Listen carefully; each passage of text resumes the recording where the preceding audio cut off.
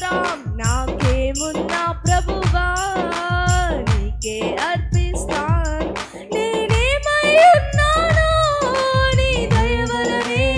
స్వరమెత్తి బిగ్గరగా పాడదాం. ఆమేన్. స్తోత్రాలయ్యా నీవిచ్చినదేనయ్యా. నేనేమై ఉన్నాను నీ కృప వలనేనయ్యా. నేనేమై ఉన్నాను నీ దయ వలనేనయ్యా. నాకున్నవన్నీ నీవిచ్చినదే ప్రభువా. ఆమేన్. బిగ్గరగా స్వరమెత్తి పాడతామండి. అవునయ్యా. నాకున్నవన్నీ నీవిచ్చినదే ప్రభువా. నాకున్నవన్నీ నీవిచ్చినదే ప్రభువా. నేనేమైనా ప్రభువా. ఆమేన్. నాకేమున్నా ప్రభువా నీకే అర్పిస్తాను. నేనేమైనా ప్రభువా నిన్నే స్తుతిస్తాయా. నాకేమైనా నిన్నే స్తుతిస్తాయా. నీకే అర్పిస్తాను.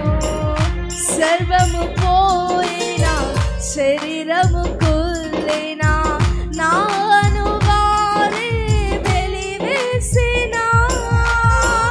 సర్వము పోయినా. స్వరాలెత్తి పాడంటమ్మా. దేవుని స్తుతించుట ఎంత గొప్ప భాగ్యము నీ జీవితానికి. మరొకసారి పాడతాం. సర్వము పోయినా శరీరము కుళ్ళినా నాను వారే వెలివేసినా. ఆప్తులంతా శత్రువులు అయినా. ఆప్తులంతా శత్రువులు అయినా. అంతము వరకు సహించిన ఆయోబులా నేనేమైనా ప్రభు.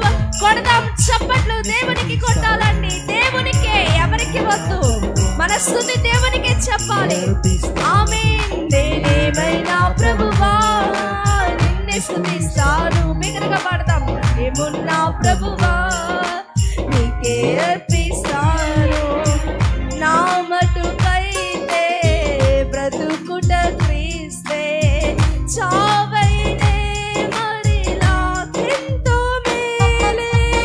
నా మటుకైతే బ్రతుకుట క్రీస్తే. చావైనా అది నాకెంతో. ఇదిగో దేవా ఉన్నానయ్యా. ఇదిగో దేవా ఉన్నానయ్యా. దయతో నన్ను కైకొనుమయ్యా నా యేసయ్యా. ఇదిగో దేవా నేను ఉన్నానయ్యా నీ కోసం. ఇదిగో స్వరమెత్తి పాడుదాం. ఇదిగో దేవా ఉన్నానయ్యా. ఇంకా ఇదిగో దేవా ఉన్నానయ్యా. నన్ను దయతో నన్ను కైకొనుమయ్యా నా యేసయ్యా. నేనేమైనా ప్రభువా నిన్నే స్తుతిస్తాను. నాకేమున్నా ప్రభువా నీకే అర్పిస్తాను. నేనేమైనా ప్రభువా నిన్నే స్తుతిస్తాను. నాకేమున్నా ప్రభువా నీకే అర్పిస్తాను. నేనేమై ఉన్నాను నీ దయ వలనే. ఆమేన్. నేనేమై ఉన్నాను. I am nothing without you, Lord. నేనేమై ఉన్నాను నీ దయ వలనేనయ్యా. నేనేమై ఉన్నాను నీ దయ వలనేనయ్యా. నాకున్నవన్నీ నీవిచ్చినదే ప్రభువా.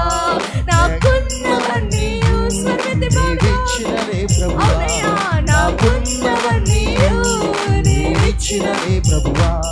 నాకున్నవన్నీ నీవిచ్చినదే ప్రభువా. ఇదిగో దేవా ఉన్నానయ్యా. నేను ఉన్నానయ్యా నీ కొరకు. నేను నిలబడతానయ్యా నీ కొరకు.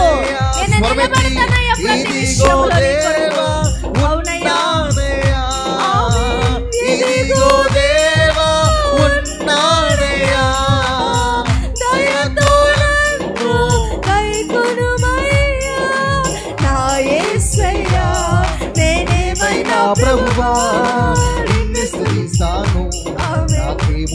ప్రభువా నీకే అర్పిస్తాను నేనేమైనా ప్రభువా నిన్ను స్తుతిస్తాను నాకేమున్నా ప్రభువా నీకే అర్పిస్తాను నేనేమై ఉన్నానో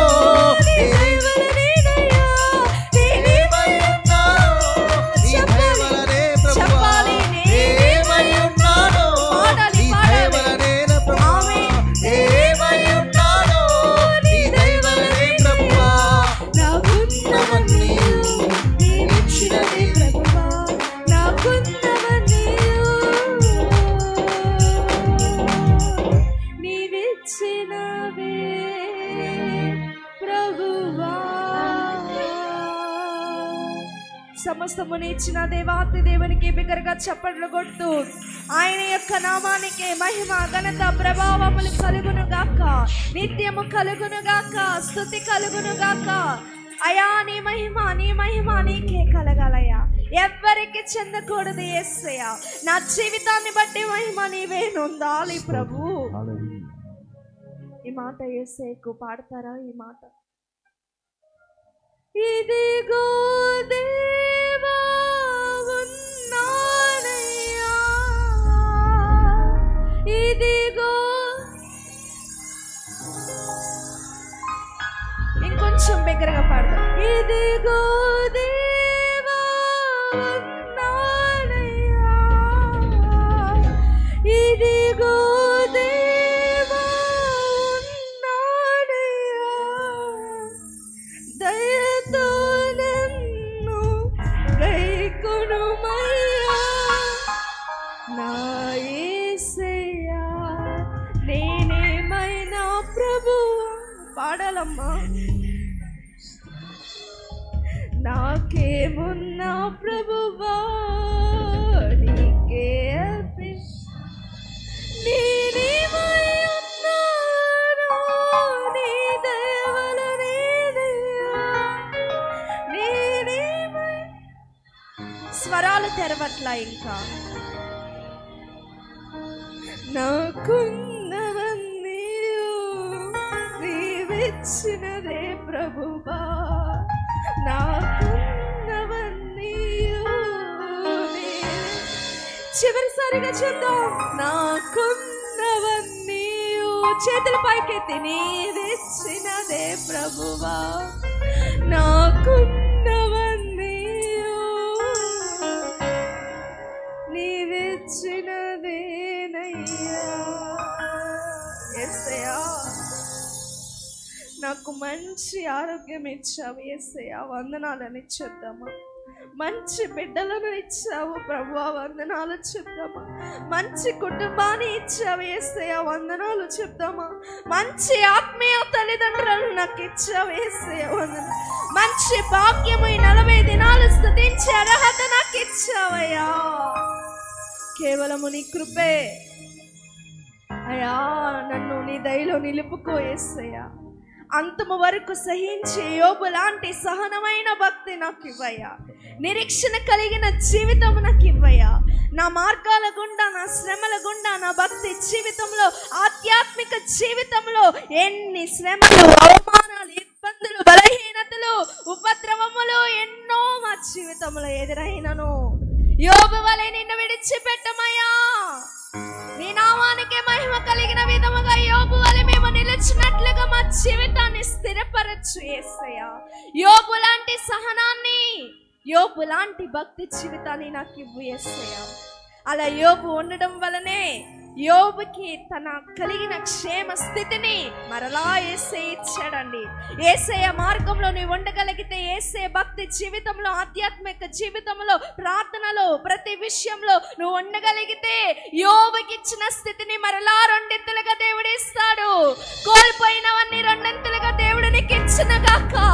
కోల్పోయిన అనారోగ్య పరిస్థితులన్నీ దేవుడు తారుమారు చేసి ఆరోగ్యమును, బలమును, ఆత్మీయ జీవితంలో బలమును కూడా నా యేసయ్య నీకు ఇవ్వగలడు. యోబుకి ఇచ్చిన ఒకే దేవుడు నీకు కూడా ఒకే దేవుడు అండి. మన దేవుడు సమస్తానికి, అందరికీ ఒకే దేవుడు. ప్రార్థన చేసుకుందాం. ఈ వాక్యం ద్వారా నాతో మాట్లాడు ప్రభాని. ఒక్కసారి నీ యొక్క గుండెల మీద వేసుకొని ప్రార్థన చేసుకుందాం. అత్యంత కృప కలిగిన దేవా, మేమేమై ఉన్నామో కేవలము నీ కృప మాత్రమే యేసయ్యా. నీ కృప లేనిదే, నీ దయ లేనిదే మేము బ్రతకలేమయ్యా. నీ ఆయుష్ కాలము తరతరాలు ఉంటుంది కదయ్యా. నీ యొక్క కృప తరతరాలు వరకు చూపువాడవు తండ్రి. సంవత్సరం మొదలుకొని సంవత్సరాంతము వరకు నీ వాత్సల్యము, నీ కరుణను, నీ కృపను, ప్రేమను, అనురాగమును మా ఎడల చూపుచున్నావయ్యా. శాశ్వతమైన ప్రేమతో మమ్మలను ప్రేమిస్తున్నావు తండ్రి, విడవక నడిపిస్తున్నావయ్యా. ఎంత గొప్ప దేవుడు తండ్రి. యోబు వలె సహించే భక్తి, అబ్రహాము వలె విశ్వాసించిన విశ్వాసము అందరికీ దయచేయండి. పౌలు వలె నా మట్టుకైతే బ్రతుకుట క్రీస్తే అని నీ క్రీస్తు మార్గంలో మేము నడిచే వారిగా, రాయబారులుగా, సాధనములుగా మమ్మల్ని నిలబెట్టుకో. ఏందో దినమున అయా ఉపవాస ప్రార్థనకి నడిపించినందుకు వందనాలయ్యా. వచ్చిన ప్రతి వారు నిండారులుగా దీవించబడుదురుగాక. ఏ యొక్క అనారోగ్య చేత బాధపడుచున్నారో, ఏ యొక్క సమస్యల చేత బాధపడుచున్నారో, ఏ యొక్క బలహీనతలు వారిని గురి చేసి వారి గుండెలను పిండి వేస్తున్నాయో, ఆ గుండెలన్నీ తేలికైపోవునుగాక. ఆ పరిస్థితులన్నీ దేవుడు తారుమారు చేయనుగాక. కోల్పోయిన సంతోషాన్ని తిరిగి మరలా దేవుడు మనందరికీ ఉపవాస ప్రార్థన ద్వారా దేవుడు అనుగ్రహించునుగాక. ఆమేన్, ఆమేన్, ఆమేన్. పరిశుద్ధాత్మ దేవా, అద్భుత కార్యాలు మా మధ్యలో జరగబడునుగాకయ్యా.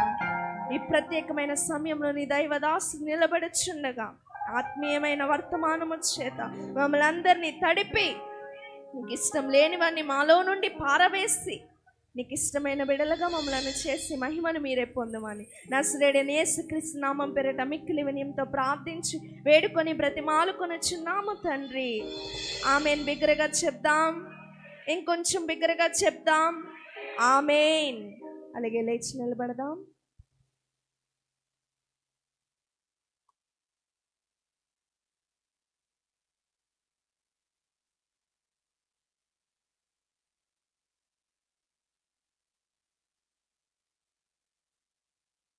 Praise the lord. హల్లెలూయా. అందరూ చెప్దామా? రెండు చేతులతో చెప్దామా ఒకసారి? హల్లెలూయా. సంతోషంతో చెప్దామా ఒకసారి? దేవుడు మన జీవితాల్లో దేవుడు నూతన క్రియ, నూతన ఆశీర్వాదం మన కుటుంబం మీద ఉంచబోతున్నాడని నమ్మి గట్టిగా స్తోత్రం చెప్దామా ఒకసారి? హల్లెలూయా చెప్దాం. హల్లెలూయా. చాలా సంతోషం. ఈ యొక్క సమయమందు మన మధ్యలో దైవజనులు మరి సుధాకర్ అయ్య గారు ఉన్నారు. మరి ఈ రాత్రి కాల సమయంలో మనం అందరూ పిలిచిన రీతిలో మరి దైవజనులు సుధాకర్ అయ్య గారు వస్తుండగా చప్పట్లు కొడుతూ దైవజనులు ఆహ్వానించుకుందాం. అయ్య గారు వచ్చి అద్భుతమైన వాక్యమును మన అందరికీ అందిస్తారు.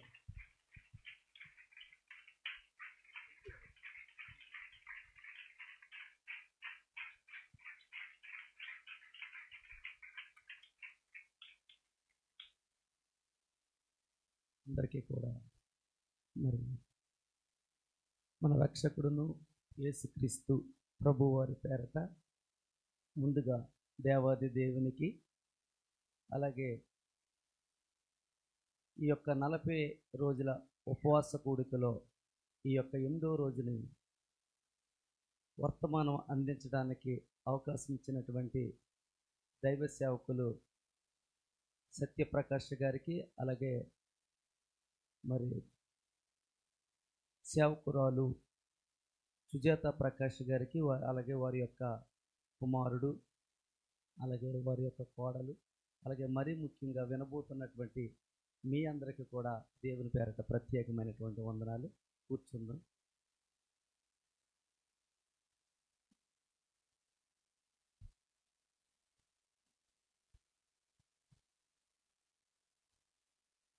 మంచిదండి. ఈ సమయంలో, ఈ రాత్రికాల సమయంలో ఈ ఉపవాస కూడికలు 40 రోజుల ఉపవాస కూడికలో నేను రావటం నాకు ఎంతో సంతోషంగా ఉంది. మరి సత్యప్రకాష్ గారి కొరకు, వారి యొక్క కుటుంబం కొరకు నాకు కొంచెం పరిచయం తక్కువే. మనం మండలమే అయినప్పటికీ, మాది ప్రకాశరాపాలెం అయినప్పటికీ కూడా పరిచయం తక్కువే. కాకపోతే ఎక్కువ ముఖభావములు ఎక్కువగా పలకరించుకుంటాం. బ్రదర్, ప్రైజ్లాడ్ అంటే ప్రైజ్లాడ్ అని అనుకోవటం, మీటింగ్స్లో అలా పరిచయం ఉంది. కానీ ఇంటికి రావటం అనేది ఇదే మొదటిసారి. ఇంత భారభరితమైనటువంటి సేవ ఈ 40 దినాలు ఈ యొక్క పరిచర్య చాలా ఇది ఆర్థికంగా అలాగే పనిపరంగా ఎంతో భారమైనది. భారం అయినప్పటికీ మీ యొక్క సంఘం యొక్క ప్రోత్సాహంతో అలాగే కుటుంబం యొక్క ప్రోత్సాహంతో సంఘ పెద్దలైనటువంటి వారి ప్రోత్సాహంతో కొన్ని ఆత్మలు కొన్ని ఆత్మలు రక్షించబడాలని వారు ఒక తృష్ణ కలిగి ఈరోజు ఈ విధంగా జరిపించడం చాలా సంతోషం. 40 మంది సేవకుల్ని పిలవటం అంటే అది తేలికైనటువంటి పని కాదు. కనుక ఇక్కడ కూడా నాది ప్రకాశరాపాలెమే కాబట్టి ఇక్కడ కూడా మరి చంద్రం గారు అలాగే ఇంకా బ్రదరు ఇంకా చాలామంది నాకు తెలిసినటువంటి వారు ఉన్నారు. కనుక ఏదేమైనా దేవుడు ఇచ్చినటువంటి అవకాశాన్ని బట్టి స్థానిక దైవ సేవకులు ప్రకాష్ గారు ఇచ్చినటువంటి అవకాశాన్ని బట్టి మీరు ఇచ్చిన అవకాశాన్ని బట్టి మీకు మరొక్కసారి ప్రత్యేకమైనటువంటి వందనాలు. పరిశుద్ధ గ్రంథములో నేను వాక్యం వెళ్ళిపోతాను ఇంకా, ఎందుకంటే సమయాన్ని మన మాటలు కాదు కానీ మన యొక్క పరిచయాలు కాదు కానీ దేవుని మాట మనకి జీవాన్ని ఇస్తుంది కనుక దేవుని మాట మనకి విశ్వాసంలో బలపరుస్తుంది కనుక వాక్యంలోకి నేరుగా నేను వెళ్ళిపోతాను. పరిశుద్ధ గ్రంథంలో ఆదికాండం మొదలుకొని ప్రకటన గ్రంథం వరకు కూడా మనకి ఉపవాసాలు కనపడుతూ ఉంటే పాత నిబంధన గ్రంథంలో మనకు ఉపవాసం ఎక్కువగా కనపడుతూ ఉంటుంది. ఈ 40 దినాల ఉపవాస ప్రార్థన మనం ఒక్కసారి పరిశుద్ధ గ్రంథంలో చూసినట్లయితే మోషే 40 దినాలు సీనాయి పర్వతం మీద దేవునితో 40 దినాలు గడిపినప్పుడు ఇశ్రాయేలీ ప్రజల్ని ఏ రీతిగా పరిపాలించాలో, ఇశ్రాయేలీ ప్రజల్ని ఏ రీతిగా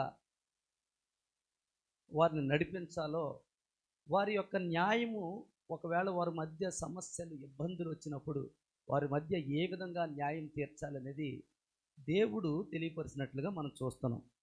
అలాగే ఇంకా ఒక్కసారి ఆలోచన చేస్తే శ్రమొచ్చిన ఇశ్రాయేలీ ప్రజల మీదకి ఎవరైనా శత్రువులు సైన్యం దండెత్తినప్పుడు, అలాగే దేశం భయంకరమైనటువంటి అనారోగ్య పరిస్థితులు, దేశం భయంకరమైనటువంటి ఆకలితో అలమటిస్తున్నప్పుడు, ప్రజలు భయంకరమైనటువంటి వ్యాధులు వచ్చినప్పుడు ఉపవాసాలు ఉన్నట్లుగా మనం పరిశుద్ధ గ్రంథంలో చూస్తున్నాం. అయితే నూతన నిబంధనలోకి వచ్చేటప్పటికి మనకి మత్తయి సువార్తలో 2 ఉపవాసాలు మనకు ప్రాముఖ్యంగా కనబడతాయి. మొదటిది ఈ లోకములో నశించిపోతున్నటువంటి ప్రజలను రక్షించటానికి ఈ లోకములోకి మనుష్యునిగా వచ్చినటువంటి యేసుక్రీస్తు యోర్దాను నదిలో యోహాను చేత బాప్తిసం పొంది నేరుగా అరణ్యానికి వెళ్ళి ఉపవాసం ఉన్నట్లుగా మనం చూస్తున్నాం. ఇది ఆయన స్వతహాగా యేసు ప్రభుల వారు స్వతహాగా ఉన్నటువంటి ఉపవాసం. అలాగే మత్తయి సువార్త ఇంకా 7వ అధ్యాయంలోకి వచ్చేటప్పటికి ఉపవాసము ఉన్నట్టు 6వ అధ్యాయము మత్తయి సువార్తలోకి వచ్చేటప్పటికి ఉపవాసము ఎలా ఉండాలి, ఏ రీతిగా ఉండాలి అనేది దేవాది దేవుడు తెలియపరిచినట్లుగా మనం చూస్తున్నాం. ఈ మత్తయి సువార్త 6వ అధ్యాయంలో మాట్లాడుతున్నటువంటి మాట 17వ వచనములో నేను చదువుతానమ్మా. ఉపవాసము చేయనట్లు మనుషులకు కనబడవలని కాక రహస్యమందున్న నీ తండ్రికే కనబడవలనని నీవు ఉపవాసం చేయునప్పుడు నీ తల అంటుకొని నీ ముఖము కడుగుకొనుము, అప్పుడు రహస్యమందు చూచుతున్న నీ తండ్రి నీకు ప్రతిఫలం ఇచ్చను. మహాపరిశుద్ధుడును నాయన ప్రేమగల తండ్రి, నాయన మీ పాదములకు వందనాలు, స్తుతులు, స్తోత్రాలయ్యా. దైవ సేవకులు ఏర్పాటు చేయబడినటువంటి యొక్క 40 రోజుల ఉపవాస కూడికలో 8వ రోజు వర్తమానంగా ఈ దీన దైవ సేవకులను మీరు నిలబెట్టుకున్నారు. నాయన మీరే మాట్లాడండి. వినగలిగినటువంటి చెవులను, గ్రహించగలిగినటువంటి మనసును ప్రతి ఒక్కరికి దయచేయండి. నాయన ఒక వ్యవసాయదారుడు విత్తనములు చల్లుతున్నప్పుడు నాయన మంచి నేలన పడినటువంటి విత్తనాలు, త్రోవ పక్కన పడినటువంటి విత్తనాలు, ముళ్ళ పొదల్లో పడినటువంటి విత్తనాలు, గట్టు మీద పడినటువంటి విత్తనాలు నాయన ఏవి ఫలించినయో నాయన మా అందరికీ, ఇక్కడ కూర్చున్నటువంటి వారికి అందరికీ తెలుసు. అలాగే మీరు బోధకుడై బోధిస్తున్నటువంటి ఈ యొక్క బోధ, ఈ యొక్క విత్తనములు వారి హృదయంలో నాటబడి ఫలించి అభివృద్ధి పొందునుగాక. ఇక్కడ యేసుప్రభు ఉపవాసం కొరకు చెబుతూ ఇక్కడికి వచ్చినటువంటి మన అందరము కూడా సంఘముగా, నా ఎదుట కూర్చున్న మీరు, సేవకుడిగా ఉన్న నేను, సేవకులుగా ఉన్నటువంటి వారు అందరము కూడా ఇక్కడికి రావటానికి ముందు మనం చక్కగా మంచిగా స్నానం చేసి రావటం జరిగింది. అయితే వాక్యాన్ని చదువుతున్నప్పుడు ప్రతి లైను ఆలోచన పరంగా మనం చదవాలి. తలస్నానం ఇక్కడ ఉపవాసం చేసినప్పుడు తలస్నానం చేయమన్నారు యేసు ప్రభులు వారు. తలస్నానం చేసినప్పుడు ఎలా చేస్తాం? పైనుంచి కింద వరకు, పాదాల వరకు చేస్తాం. కానీ ఇక్కడ ఉన్నటువంటి లైన్లో ఇంకొక మాట ఏంటంటే, నీ ముఖము కడుగుకొనుము. ఏంటండి ముఖం కడుక్కోవటం ఏంటి? ముఖం కడుక్కోవటం ఏంటి? పైనుండి తలస్నానం చేసినప్పుడు అరికాళ్ళ వరకు కూడా స్నానం చేసినప్పుడు ముఖాన్ని కడుక్కోకుండా ఉంటామా? ముఖాన్ని కడుక్కోకుండా ఉంటామా? ముఖాన్ని ఖచ్చితంగా కడుగుతాం. మరి అలాంటప్పుడు యేసు ప్రభుల వారు ఎందుకు ముఖం కడుగుకోమని పరిశుద్ధాత్మ దేవుడి ద్వారాగా, మత్తయి భక్తుడి ద్వారాగా ఎందుకు రాయించారంటే, నేను త్వరగా వెళ్ళిపోతాను సమయాన్ని బట్టి. ఈ యొక్క ముఖములోనే పాప ప్రపంచమంతా ఉంది. మనిషి యొక్క దేహములో అరికాల నుంచి నడినెత్తి వరకు మనం ఆలోచన చేస్తే ఈ యొక్క ముఖములోనే మొత్తము పాప ప్రపంచమంతా కూడా ప్రతి మనిషిని ఏలుబడి చేస్తుంది. ఈ ముఖములోనే జ్ఞానేంద్రియాలు అని చెప్పబడుతున్నటువంటి 5 రకాల ఏమంటాం ఇట్లా 5 రకాల 5 రకాల జ్ఞానేంద్రియాలు మన ముఖములో ఉన్నాయి. ఆ జ్ఞానేంద్రియాలు అంటే మనం చిన్నప్పుడు మనం తెలుసుకున్నాం. మొదటిది నాలుక, రెండోది కన్ను, మూడోది ముక్కు, చెవి, చర్మము. చూడండి, ఈ కళ్ళు, ఈ నాలుక నడుం భాగంలో లేవు. ఈ యొక్క చెవులు అరికాళ్ళలో లేవు. సమస్తము కూడా ఈ యొక్క భుజములపై నుండి, మెడపై నుండి తలలోనే అమర్చబడి ఉన్నాయి.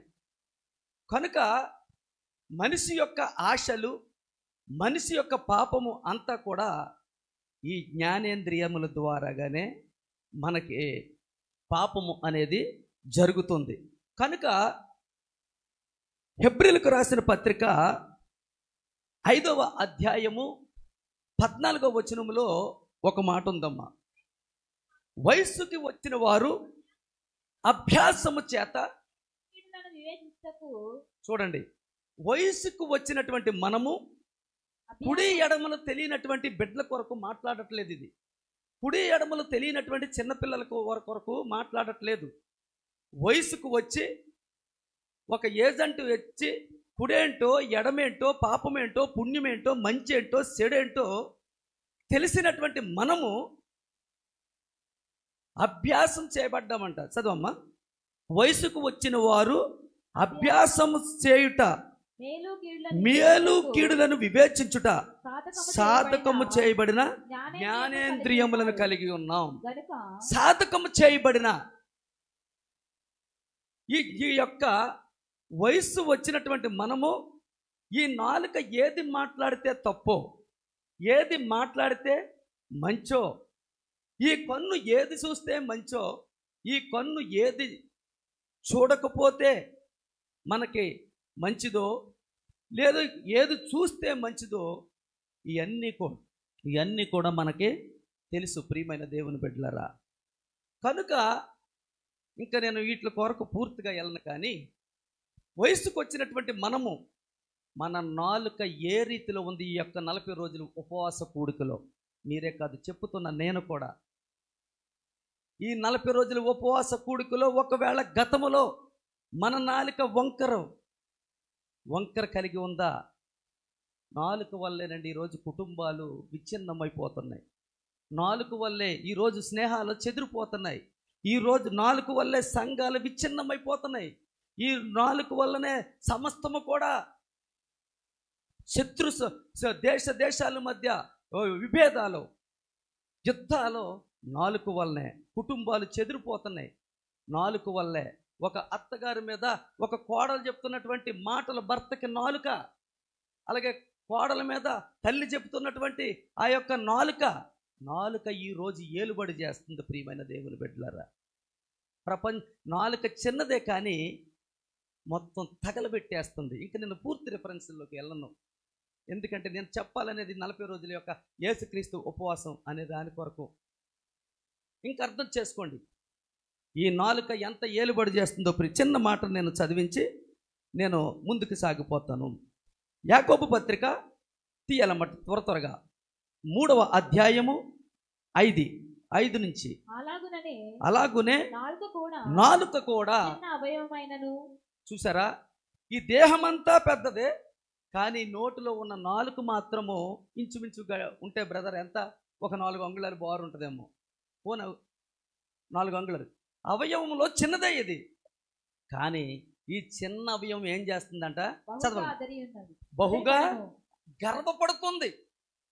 గర్వము మహాపాపం ప్రియమైన దేవుని బిడ్డలారా. వినేటువంటి వారికే కాదు, చెప్పుతున్నటువంటి మాకు కూడాను. గర్వము మహాపాపము. చదవాలమ్మా త్వరతో. చిన్న అవయవం అయినప్పటికీ కూడా బహుగా అదిరిపడును. ఎంత కొంచెము నిప్పు ఎంత చిన్న నిప్పు, అగ్గిపెట్టెలో ఉన్నటువంటి ఒక నిప్పు, చిన్న అగ్గిపుల్ల అడవి అంతటను కూడా ఎలా తగలబెట్టేస్తుందో ఈ నాలుక కూడా తగులబెట్టేస్తుందండి. కనుక మనం ఇంకా దీనికి ఇంకా ఎక్కువ వెళ్ళను. ఈ నాలుకను ఈ 40 రోజుల్లో ఒకవేళ మనము వ్యర్థమైన దానికి వాడుతున్నామా, మంచికి వాడుతున్నామా, చెడుకు వాడుతున్నామా, చెడ్డకు వాడుతున్నామా, లేకపోతే నీ స్నేహితుల్ని కుటుంబంలో ఎవరినన్నా హింసించడానికి అవమానపరచడానికి వాడుతున్నామా? ఈ 40 రోజుల్లో మార్పు నొందునుగాక. సాత్వికమైనటువంటి నాలుక జీవ వృక్షము, దానిలో కుటిలత ఉండిన ఎడల అది ఆత్మకు భంగము. సామెతల గ్రంథం 15వ అధ్యాయం 4వ వచనంలో సాత్వికమైనటువంటి నాలుక కలిగి ఉండాలండి. సాత్వికమైనటువంటి నాలుక మనము కలిగి ఉండాలి. అలాగే ఇంకా మనం కన్నుని చూసినట్లయితే ప్రియమైన దేవుని బిడ్డలారా, కన్ను ఈరోజు ప్రపంచాన్ని ప్రతి ఒక్కరిని కూడా గడగడలాడిచ్చేస్తుంది. ఈ యొక్క ప్రతి అరిచేతిలోనూ ఈ యొక్క సెల్ అనే ముసుగులో పాపం దాగి ఉంది. ప్రియమైన దేవుని బిడ్డలారా, ఆలోచన చేయండి. మన కన్నులు ఏం చూస్తున్నాయి? ఏం చూడాలి, ఏం చూడకూడదు? మనల్ని కన్నులిచ్చినటువంటి దేవుడు జీవగ్రంథం చదవటానికి, ఆయనకు ఓడబడటానికి, అంతేగాని చూడకూడనటువంటి సందర్భాలు చూడటానికి కాదు. కనుక మనం చేయవలసింది ఏంటంటే, ఒకవేళ ఈ 40 రోజుల్లో అట్టి రీతిలో మన కన్నుంటే ఈరోజే మార్పు నొందునుగాక. ఇంకా ఇలాగ చెప్పుకుంటే ఇంకొక మాట నేను చదివి యేసు ప్రభు యొక్క ఉపవాసంలోకి మనం వెళ్దాం. 1 కొరింథీయులకు రాసిన పత్రిక 7వ అధ్యాయము 4వ వచనాన్ని చదువుతాం. భర్తకే గాని భార్యకు తన దేహం పైన అధికారము లేదు, అలాగున భార్యకే గాని భర్తకు తన దేహం పైన అధికారం లేదు. ఇది సాక్షాత్తు కొరింథీయుల సంఘానికి పౌలు భక్తుడు చెప్తున్నాడు. భార్య దేహము ఎవరికి అధికారం ఉంది? భర్తకు అధికారం ఉంది. అలాగే భర్త యొక్క ఆ దేహము ఎవరికి అధికారం ఉందంటే భార్యకు. కానీ ఈ యొక్క మధ్యకాలంలో దేవుడు అనాది కాలంలో ఆయన రూపంలో ఉన్నటువంటి మనము ఆయన స్తుతించాలి, ఆయన ఆరాధించాలని ఆయన మనల్ని సృష్టిస్తే దేవుడిచ్చినటువంటి ప్రాణాన్ని చాలామంది కూడా ఆత్మహత్యల ద్వారా దేహాన్ని ఆత్మహత్యల ద్వారాగా ఈ లోకమును విడిచిపెట్టి వెళ్ళిపోతున్నారు. అది ఎంత భయంకరమైన పాపం. ఆయన అంటాడు కదా, ఇది నాదే కదా, ఇది నా దేహమే, ఇది సుధాకర్ గారి దేహం అంటే నాకు అధికారం లేదు, నాకు అధికారం. ఈ చిన్న వాక్యము తెలియక చిన్న సమస్యలకి చిన్న ఇబ్బందులకి వయసుకు వచ్చినటువంటి పిల్లలైనా సరే, చిన్న పిల్లలైనా ఆత్మహత్యలు ఎక్కువైపోతున్నాయి. ప్రియమైన దేవుని బిడ్డలారా, అటువంటి తలంపుల్లోకి అసలు మనం ఎప్పుడు కూడా మనం పోకూడదండి. దేవుని బిడ్డలుగా మనము సజీవులమై పూర్తి వృద్ధాప్యం వరకు కూడా దేవుని స్తుతించడానికి, దేవుని ఆరాధించడానికి నా దేహము వాడబడాలయ్యా అని మనము దేవుని ప్రార్థించేవారిగా ఉండాలి. నాలుక ఎంత భయంకరమో చూసాం. ఐగుప్తు దేశంలో ఇశ్రాయేలు ప్రజలు 400 సంవత్సరాలు ఇనప కొలిమిలో మగ్గిపోయినట్టు వారు మగ్గిపోతే వారి యొక్క మూలుగు విన్నటువంటి దేవుడు మోషేను లేపి ఐగుప్తు నుంచి కానానికి నడిపించేటువంటి యాత్రలో ఐగుప్తు దాటిన తర్వాత ఎర్ర సముద్రం మృత సముద్రం వచ్చింది, తర్వాత మారా, తర్వాత హేలిము, అలాగా అనేకమంది దాటుకుంటూ వస్తూ ఇక ఐగుప్తు కానాను దగ్గరలో ఉందా అనుకున్నప్పుడు పారాను అరణ్యానికి వచ్చినప్పుడు ఇశ్రాయేలు యొక్క సమూహము అంతటితో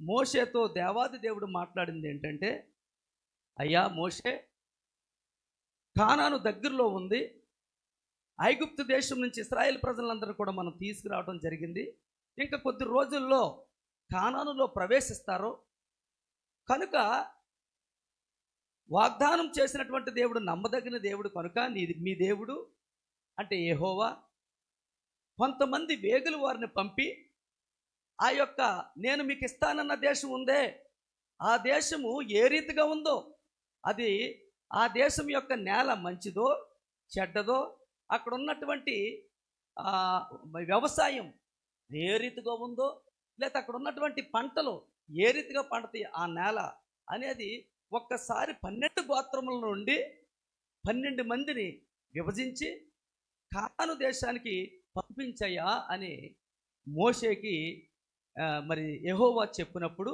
12 గోత్రముల్లో నుంచి 12 మంది కొంచెం అనుభవం కలిగినటువంటి పెద్దలైనటువంటి వారిని తీసుకొని ఆ యొక్క కానానికి పంపించినప్పుడు వీళ్ళు 40 రోజులు వెళ్ళి కానానుని చక్కగా అణువణువు చూశారు. అణువణువు చూసి పారాను అరణ్యానికి అలాగే కానానుకి 450 కిలోమీటర్ల లెక్క, అంటే 300 మైళ్ళు 450 కిలోమీటర్ల లెక్క. ఈ 450 కిలోమీటర్లు వాళ్ళు ప్రయాణం చేసి కానాన్ని పరిశీలించి వచ్చారు. వచ్చి యెహోషువ అడుగుతున్నప్పుడు వారు స్టేట్మెంట్ ఎలా ఇచ్చారో తెలుసా? చాలా భయంకరమైనటువంటి స్టేట్మెంట్ ఇచ్చారు వాళ్ళు చాలా. అందుకనే అంటాడు కదా, మన నాలుక ఏం చేయాలంట, ఇర్మియా గ్రంథం, సత్యమును పలుకక ప్రతివాడు తన పొరుగువాన్ని వంచును. ఇర్మియా గ్రంథం 9వ అధ్యాయము 5, 6 వచనాలు. సత్యాన్ని పలకాలి మనం. సత్యము పలుకక ప్రతివాడును తన పొరుగు వారిని వంచును. చాలమ్మ, తన పొరుగు వారిని సత్యం పలకాలండి. యెహోవా దేవుడు ఎంతో ప్రణాళిక కలిగి ఐగుప్తు దేశం నుంచి కానానికి వీళ్ళని నడిపిద్దామని 12 గోత్రాల్లోంచి 12 మందిని పంపిస్తే వాళ్ళు తెచ్చిన స్టేట్మెంట్ ఏంటంటే, ఆ దేశము పాలు తేనెలు కారే దేశం కరెక్టే. అక్కడి నుంచి వస్తా కూడా ఆ యొక్క సంఖ్యాకాండము 13వ అధ్యాయంలో చూస్తాం మనం ఇవన్నీని. అక్కడి నుంచి వస్తా కూడా వారు ఆ యొక్క ద్రాక్ష గెలని ఇద్దరు మోసుకొచ్చినటువంటి పరిస్థితి. అంటే భూమి ఎంత సారవంతమైంది, అది ఎంత సారవంతమైంది, ఎంత పంటనిచ్చే భూమి. కానీ వాళ్ళు ఇక్కడికి వచ్చి పలుకుతున్నటువంటి మాట ఏంటో తెలుసా? సంఖ్యాకాండము 13వ అధ్యాయము, త్వరగా తీయాలమ్మా. సంఖ్యాకాండము 13వ అధ్యాయము 32వ వచనం. మరియు వారు తాము సంచరించి చూసిన దేశమును గూర్చి ఇశ్రాయేలీలతో చెడ్డ సమాచారం. చూశారండి, ఎంత భయంకరం అండి. వారు చూసింది ఏంటమ్మా? చెడ్డ. వారు చూసింది ఏంటి? మంచే కదా. మరి ఎందుకు చెడ్డ సమాచారం? ఎందుకు చెడ్డ సమాచారం? చెడ్డ సమాచారం చెప్పి మనము కూడా ప్రియమైన దేవుని ఒకరిపై ఒకరం, అత్తగారి మీద కోడలు, కోడల మీద అత్తగారు, మర్ది మీద బావ, బావగారి మీద మర్ది, స్నేహితుల మీద చెడ్డ సమాచారము మనల్ని ఏం చేస్తుందో తెలుసా? మరణానికి దారితీస్తుంది. చెడ్డ సమాచారం మరణానికి దారితీస్తుంది ప్రియమైన దేవుని బిడ్డలారా. కనుక మన నాలుక ఎటు మాట్లాడితే అందులో న్యాయం ఉందా, సత్యం ఉందా అనేది మనము గ్రహించాలి. చదవమ్మా. మరియు వారు తాము సంచరించి చూసిన దేశమును గూర్చి ఇశ్రాయేలుతో చెడ్డ సమాచారం చెప్పి, మేము సంచరించి చూసిన దేశము తన నివాసులను భక్షించు దేశం. భక్షించటానిక దేవాది దేవుడు తీసుకొచ్చేది భక్షించటానిక? వీళ్ళు ఎంత రాంగ్ స్టేట్మెంట్ అండి, ఎంత రాంగ్ స్టేట్మెంట్. 10 గోత్రాల వారు 10 మంది ఇస్తున్నటువంటి స్టేట్మెంటు మంచి స్టేట్మెంట్ ఎవరిచ్చారు? కాలేబు, యెహోషువ. ప్రియమైన దేవుని బిడ్డలారా, ఇంకా చిన్న రిఫరెన్స్ చిన్నది కూడా 23వ వచనం వెనక్కి రండి ఒకసారి. 13 త్వరగా 23. వారు ఎస్కోలులోనికి వచ్చి అక్కడ ఒక గెల ద్రాక్ష చెట్టు యొక్క కొమ్మను కోసి దండితో ఇద్దరు మోసిరి. మరియు వారు కొన్ని దానిమ్మ పండ్లను, కొన్ని అంజూరపు పండ్లను తెచ్చిరి. ఇశ్రాయేలీయులు అక్కడకు కోసిన ద్రాక్ష గెలను బట్టి ఆ స్థలమునకు ఎస్కోలు అని పేరు పెట్టబడెను. వారు 40 దినములు ఆ దేశమును సంచరించి తిరిగి వచ్చిరి. 40 దినాలు సంచరించారు. 40 దినాలు సంచరించి వీరు చెప్పింది ఏంటో తెలుసా? చెడ్డ సమాచారం చెప్పారు ఇక్కడ. చెడ్డ సమాచారం. ప్రియమైన దేవుని బిడ్డలారా, అది దేవునికి మింగుడు పడలే. అయ్యో ఏంటిళ్ళు వీళ్ళు ఐగుప్తులో నలిగిపోతుంటుంటే, ఎర్ర సముద్రం వెనకాల ఫరో సైన్యము వీళ్ళు వెనకాల తరుముతుంటుంటే వీళ్ళ కళ్ళ ఎదురుకుండానే కదా నేను సముద్రాన్ని 2 పాయలుగా చీల్చాను, ఐగుప్తు సైన్యాన్ని అంత సముద్రంలో ముంచివేశాను, మారాన మధురంగా మార్చాను కదా. మరి ఎందుకు వీళ్ళు ఇంత దయనీయ స్థితిలోకి వచ్చేసరికి యెహోవా దేవుడికి ఎంతో బాధపడినటువంటి పరిస్థితి. మన జీవితంలో కూడా దేవుడు చేసినటువంటి అద్భుతమైనటువంటి కార్యాలు, సంఘములో పొందుకున్నటువంటి మేలులు, మందిరములోకి వచ్చాక పొందుకున్నటువంటి మేలులు మర్చిపోతే ప్రియమైన దేవుని బిడ్డలారా, సేవకులుగా, సంఘముగా ఆనాడు యెహోవా బాధపడినట్లు సేవకులు కూడా అదే రీతిగా బాధపడతారు. సేవకులు కూడా అదే కన్నీరు. కనుక చేసిన దేవుని యొక్క కృపను బట్టి, దేవుని ద్వారా పొందుకున్నటువంటి మేలును మనం ఎప్పుడు కూడా విడిచిపెట్టకూడదు. దొంగ సాక్ష్యాలు చెప్పకూడదు.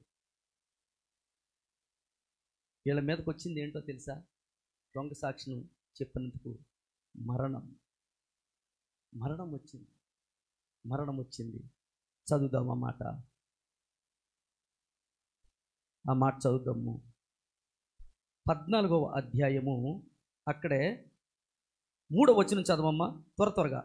ఆ సర్వ సమాజము, అయ్యో ఐగుప్తులో మేమేలా చావలేదు, ఈ అరణ్యమందు మేమేలా చావలేదు, మేము కత్తివాత పడినట్లు యెహోవా మమ్మును ఈ దేశంలోనికి ఎలా తీసుకొని వచ్చెను, మా భార్యలు మా పిల్లలు కొల్లపోవుదురు, తిరిగి ఐగుప్తుకు వెళ్ళుటకు మాకు మేలు కాదా? వీళ్ళు ఇటువంటి వక్ర మార్గాలనే, వీళ్ళు ఇటువంటి దుష్ట ఆలోచననే 40 రోజుల్లో ప్రయాణం, 40 సంవత్సరాల చుట్టూ తిరిగి రప్పించినటువంటి గొప్ప దేవుడు. వీళ్ళు ఎలా వెనక్కి తిరిగి మరలా ఒక్కసారి విశ్వాసంలోకి అడుగు పెట్టిన తర్వాత శ్రమ అయినా, నిందైనా, ఇబ్బంది అయినా, ఒక్కసారి నీతిమంతుడిగా 7 మార్లు పడిపోయినప్పటికీ నిలబెట్టుకునేటువంటి దేవుడు ఆయన. కనుక ప్రియమైన దేవుని పెట్టారా, దేవుళ్ళు మనం వెనకకి ఎప్పుడు కూడా వెనకని చేయకూడదు, వెనకకి తిరగకూడదు. వీళ్ళు ఐగుప్తులో మరలా ఐగుప్తుకు పోతే మంచిది అంటున్నారు. చూడండి ఎంత భయంకరమైనటువంటి పరిస్థితి. మనము కూడా కొన్నిసార్లు దేవుడు దీవించాక, ఆశీర్వదించక పాత స్థితికి, పాత రోత చెత్త ఉన్నటువంటి దుర్భర స్థితికి జారిపోతూ ఉంటాం. అలా జారిపోకూడదు, రీతిగా జారిపోకూడదు. ప్రియమైన దేవుని బిడ్డలారా, చూడండి వాళ్ళు ఎంత భయంకరమైనటువంటి తెచ్చుకున్నారో. 14వ అధ్యాయము 29వ వచనం. 29. మీ శవములు ఈ అరణ్యములోని రాలును, మీ లెక్క మొత్తము చొప్పున మీలో లెక్కింపబడిన వారందరూ, అనగా 20 ఏండ్ల మొదలుకొని పైప్రాయం కలిగిన నాకు విరోధముగా సణిగిన వారందరూ రాలిపోవుదురు. ఎంత భయంకరమండి. దీవెనకరంగా ఉండవలసినటువంటి ప్రజలు వారి యొక్క నోటు మాట చేత, నాలుక ఆడినటువంటి మాటను బట్టి భయంకరమైనటువంటి శాపం తెచ్చుకున్నారు.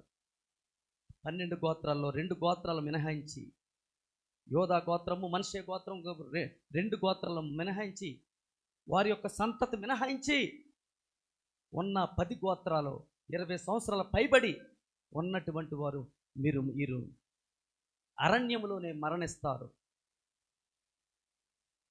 మీ శవాలు అరణ్యంలో ఉంటాయి అని ఎప్పుడైతే దేవుడు తన కోపం రగులు పొందే, ప్రియమైన దేవుని బిడ్డలారా, తన కోపం రగులు పొందే, మరి ఏం చేయాలి? అప్పుడు ఏం చేయాలి? కోపము స్థిరకాలం ఉంచే దేవుడా కాదు. 10 గోత్రాల్లో 20 సంవత్సరాల పైబడి అందరూ కూడా మరణించేస్తున్నారు. ఏం చెయ్యాలి అని ఆలోచన చేస్తే, అక్కడ చెప్పినటువంటి ప్రకారము పారాను అరణ్యానికి దగ్గరికి వచ్చాక మోషే దినాలు దగ్గర పడిపోతున్నాయి. అప్పుడు ఇశ్రాయేలు ప్రజలు, యోధా ప్రజలు ఎవరైనా తప్పు చేస్తే ఇశ్రాయేలు మోషే వెళ్ళి మోకాళ్ళు వేసేవాడు, లేకపోతే అహరోను వెళ్ళి మోకాళ్ళు వేసేవాడు. ఇక్కడ కొద్ది దినాల్లో మోషే చనిపోతున్నాడు. మరి ఇశ్రాయేలు ప్రజల కొరకు ఎవరు విడుదల కలిగించాలి? యాస్, మోషే, నీ వంటి ఒక ప్రవక్త రాబోతున్నాడు. ఈ 40 సంవత్సరాలు ఐగుప్తు దేశం నుంచి కానానికి నడిపించినటువంటి నీవు ఏ విధంగా అయితే సూచక్రియలు ఏ విధంగా అయితే నువ్వు చేసావో, అటువంటి నీ వంటి ప్రవక్త నీ జనుల్లో నుండి ప్రవక్త రాబోతున్నాడు. మాట చదువుదామా? 33వ వచనం అమ్మ, 35వ వచనమ్మా. ఇదిగో యెహోవా అను నేను చెప్పిన మాట, నాకు విరోధముగా కూడిన చెడ్డదగు ఈ సర్వ సమాజమునకు నిత్యముగా దీన్ని చేసేదను. ఈ అరణ్యంలో వారు క్షీణించిపోదురు, ఎక్కడే చనిపోదురు అనేను. 33 ఒకసారి చదవమ్మా. మీ శవములు ఈ అరణ్యములో క్షయమగు వరకు మీ పిల్లలు ఈ అరణ్యములో 40 ఏండ్లు తిరుగులాడుచు మీ వ్యభిచార శిక్షను భరించెదరు. 40 సంవత్సరాలు వ్యభిచార శిక్ష అంటే విగ్రహారాధన. పరిశుద్ధ గ్రంథంలో విగ్రహారాధన వ్యభిచారంతో పోల్చాడు. మనము కూడా, మన స్నేహితులు అందరూ ఉంటూ ఉంటారు. మనకు మొహమాటం ఎక్కువ. అయ్యా, మన క్రిస్మస్కి వస్తే వాళ్ళు వస్తున్నారు, వాళ్ళు కేక్ తింటున్నారు, వాళ్ళు పెడుతున్నారు, నేను కూడా తింటే ఏమైంది? మా సంఘంలో జరిగింది, మనం కూడా తింటే ఏమవుద్ది? విగ్రహారాధన వ్యభిచారంతో పోల్చాడు. ప్రియమైన దేవుని బిడ్డలారా, చదువు కిందకు ఒకసారి. మీ జాగ్రత్తగా వినాలి. ఇదే మీరు ఆ దేశమును సంచరించి, చూడండి, మీరు కానాన్ను సంచరించి 12 గోత్రముల వారు వెళ్ళి సంచరించి పరీక్షించారే, అది 40 దినాలు. జాగ్రత్తగా వినాలి, 40 దినాలు. కనుక చదవమ్మా, దినమునకు 1 సంవత్సరం చొప్పున 40 సంవత్సరాలు మీరు దోష శిక్షను భరించవలసిందే. నేను మిమ్మల్ని తోసివేశాను ఈ 40 సంవత్సరాలు కూడా. యెహోవా అను నేను చెప్పిన మాట నాకు విరోధముగా కూడిన చాలు చాలు చాలు. ఇక్కడ 40 దినమునకు 40 రోజులకి దినానికి 1 సంవత్సరం చొప్పున 40 సంవత్సరాలు వారిని అరణ్యములో శ్రమలకి అప్పచెప్పినటువంటి గొప్ప దేవుడు, గొప్ప దేవుడు. ద్వితీయోపదేశ కాండము 18 ఒకసారి చూడండి త్వరగా. ద్వితీయోపదేశ కాండము వారి సహోదరులో నుండి నీ వంటి ప్రవక్తను, ఎస్, వారి సహోదరులో నుండి నీ వంటి ప్రవక్తను వారి కొరకు పుట్టించేదను, అతని నోట నా మాటల నుంచేదను. ఎవరా ప్రవక్త?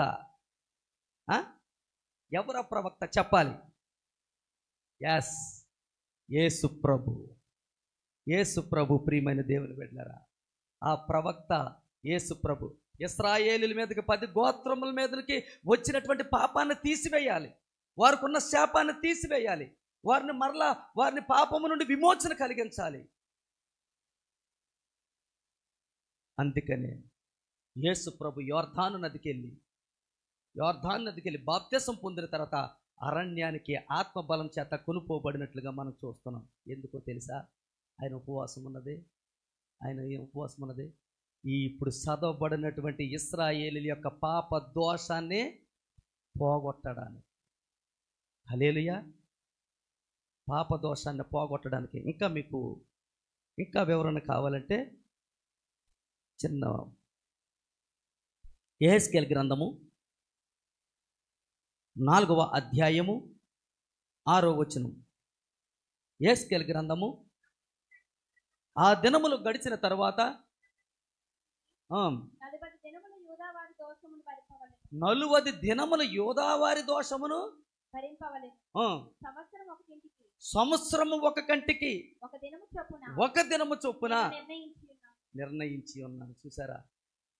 కానానులో వాళ్ళు 40 రోజులు సంచరించి ఒక భయంకరమైనటువంటి అబద్ధాన్ని చెప్పినప్పుడు, భయంకరమైనటువంటి నిజం ఉంటే ఆ భయంకరమైనటువంటి నిజం మాట్లాడకుండా భయంకరమైనటువంటి అవాస్తవం చెప్పినప్పుడు వారి మీద మరణం ఏలుబడి చేసింది. ఆ మరణం ఏలుబడి చేసినప్పుడు వీళ్ళు ఎన్ని దినాలైతే 40 దినాలు సంచరించారో ఆ 40 దినాలకు ఆ 40 సంవత్సరాలకు వాళ్ళు శిక్ష అనుభవించాలి. మరలా ఆ 40 సంవత్సరాలకి మారుగా 40 దినాలు యేసుక్రీస్తు అరణ్యానికి కొనుక్కోబడి ఉపవాసం ఉంటుంది. ఆయన ఉపవాసం ఉండటం కారణం ఏంటంటే ఇశ్రాయేలు ప్రజల మీద వచ్చినటువంటి దోషాన్ని పోగొట్టడానికి. మత్తయి సువార్త 4వ అధ్యాయం 1 నుంచి చూడండి. మీరు జాగ్రత్తగా ఆలోచన చేస్తే చదవాలి. అప్పుడు యేసు, చదవమ్మా, అపవాది చేత శోధించబట్టకు. చూసారండి, ఇశ్రాయేలు ప్రజలు ఎక్కడ పడిపోయారు? శవాలు ఎక్కడున్నాయి? అరణ్యంలో. ఈయన ఎక్కడ చేస్తున్నాడు ఉపవాసం? అరణ్యంలో.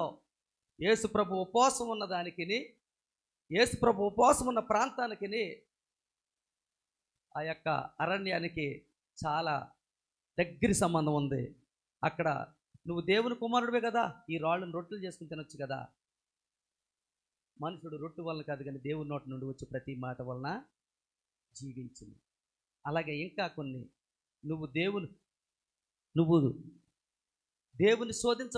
శోధించకూడదని నీకు తెలీదా అన్నప్పుడు ఇవన్నీ కూడా ఈ యొక్క మత్తయి సువార్త 4వ అధ్యాయము ఈ యొక్క జరిగినటువంటి సంఘటన అంతా కూడా మీరు చూస్తే ఇశ్రాయేలు ప్రజలు అరణ్యములో పొందుకున్నటువంటిది, అరణ్యములో బాధ హింసలు పడినటువంటి. కనుక మరి దేవుని కృపను బట్టి ఇంకా ఎప్పుడైనా అవకాశాన్ని ఉంటే, కనుక నేను ఒకే ఒక్క మాట చెప్తున్నా, యేసు ప్రభు 40 దినాలు కూడా ఉపవాసం ఉన్నది. ఎందుకంటే తన ప్రజలైనటువంటి ఇశ్రాయేలు ప్రజల పాప విమోచన కలిగించటానికి ఆయన 40 దినాలు ఉపవాసం ఉన్నారు. ఈరోజు నీ ఉపవాసం, నీ కుటుంబంలో ఏ శ్రమలు ఉన్నాయి, నీ వ్యక్తిగతంగా నీకేమున్నాయి, అవన్నీ కూడా నువ్వు విడుదల పొందుకోవాలంటే నువ్వు ఖచ్చితంగా మన ముఖాన్ని కడుక్కోవాల్సినటువంటి వారమే ఉన్నాం. మన పాపం ఎలాగంటే ఆయన సిలువలో కార్చినటువంటి రక్తము ద్వారాగా మనము విడిపించబడతాం. మనం స్వతంత్రులుగా ఈ రోజుని జీవిస్తున్నాం. ఈ కొద్ది మాటలు దేవుడు దీవించునుగాక.